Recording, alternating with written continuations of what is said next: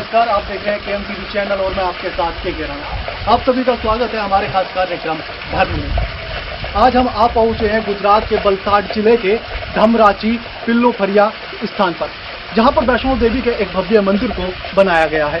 वहां पर वैष्णो देवी मां को स्थापित किया गया है। आइए देखते हैं कि उस मंदिर की खासियत क्या है और वो मंदिर क्या है, उसकी खासियतें क्या है, उसकी शक्ति क्या है और उसमें लोगों की आस्था क्या है। आइए जानते हैं उस मंदिर के बारे में।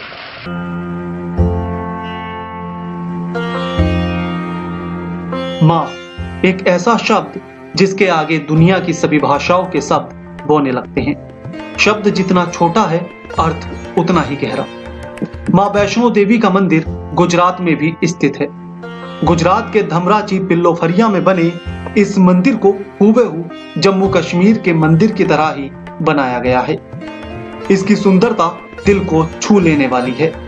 यह मंदिर आधुनिक तकनीक का भी खुद में समाये हुए है। मंदिर के प्रवेश द्वार पर पर्वत श्रृंखला से बहता हुआ जल इसकी सुंदरता में चार चांद लगा देता है।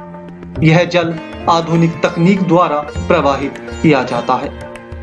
अगर इस मंदिर के बारे में मैं और बताऊं तो बिल्कुल आपको इसी तरह से मिलेगा जैसे जम्मू में जाते हुए वैष्णो देवी के दर्शन किए जाते हैं। एक गुफा के अंदर से होकर जाना होता है, तो इस मंदिर को भी बिल्कुल उसी तरह से बनाया गया है कि आप गुफा के अंदर से होते होते हुए जाकर ही वैष्णो देवी मां के दर्शन कर पाएंगे।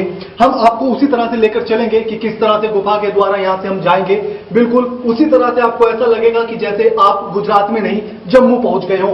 बिल्कुल आपको जम्मू जैसा लगेगा, बिल्कुल वैसा ही लगेगा जैसे आप वैष्णो देवी के दर्शन के लिए जम्मू गए हो। तो आइए चलते हैं इसी गुफा के द्वारा और दर्शन करेंगे मां वैष्णो देवी के।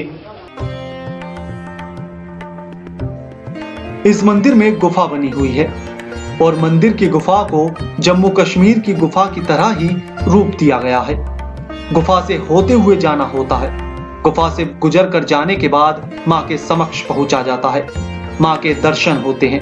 मंदिर में पिंडी के दर्शन होते हैं। मां सरस्वती, मां काली, मां लक्ष्मी के दर्शन होते हैं और इन तीनों को ही मां वैष्णो के नाम से जाना जाता है। जहां पुजारी जी मां की आराधना करते हुए मिलते हैं,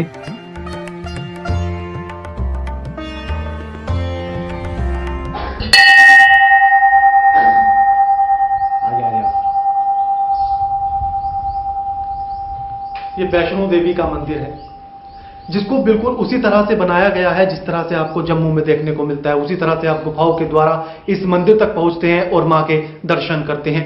यहाँ के पुजारी जी का कहना यह भी है कि जितने भी भक्त यहाँ आते हैं उनकी सभी मनोकामनाएं यहाँ माथा टेकने मात्र से ही पूरी हो जाती हैं। इसीलिए आपसे भी हम यही कहेंगे कि एक बार मां के दर्शन करने जरूर आइए।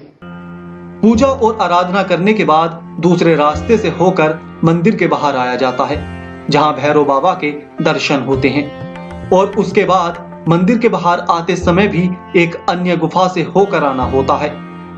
गुफा में 9 देवियों की स्थापना की गई है जो बेहद ही अद्भुत है। देवियों के दर्शन और नतमस्तक होने के बाद मंदिर से बाहर आया जाता है। इस मंदिर की और इस स्थान की अगर और खासियत की बात करूं तो यहाँ सबसे बड़ी खासियत ये है कि यहाँ आपको हरा भरा और मिलेगा। आपको मंदिर के चारों तरफ हरियाली मिलेगी। वहां पर आपको बाग मिलेगा, गार्डन मिलेगा और इस तरह की हरियाली आपको जिस तरह से आप मेरे चारों तरफ देख सकते हैं, फूल पेड़ पौधे, पक्षी जानवर, सब तरह की चीजें आपको यहाँ देखने को मिलती है। और यहाँ का जो वातावरण है और जितना खुशनुमा है उसको देखने के बाद दिल यहीं का होकर रह जाता है। मन करने लगता है कि इन्हीं बागों में खो जाऊं, मन करने लगता है कि यहीं पर रहने लगूं, मन करने लगता है कि मैं मां के चरणों में रहकर इन्हीं बागों में घूमता फिरूं।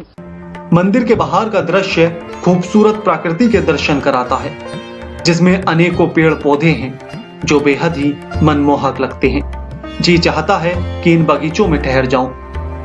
मंदिर में भक्ति का अनुभव मन को शांति देने वाला होता है और दूसरी तरफ मंदिर के समीप प्रकृति के समीप हो जाना, शुद्ध हवा का मिलना। जी, हवा में मां की महक है, जिस हवा में भक्ति का एहसास है। हम तो मां के दर्शन करके आ गए, अब बारी आपकी है। आप सभी से हम सिर्फ इतना ही कहना चाहेंगे कि एक बार आप भी आइए और मां के दर्शन करिए। हम आपको फिर मिलेंगे किसी नए स्थान पर, इसी तरह से किसी नए धर्म स्थल पर। तब तक के लिए हमें दीजिए इजाजत और लगातार खबरों के लिए देखते रहिए केएम टीवी चैनल। नमस्कार।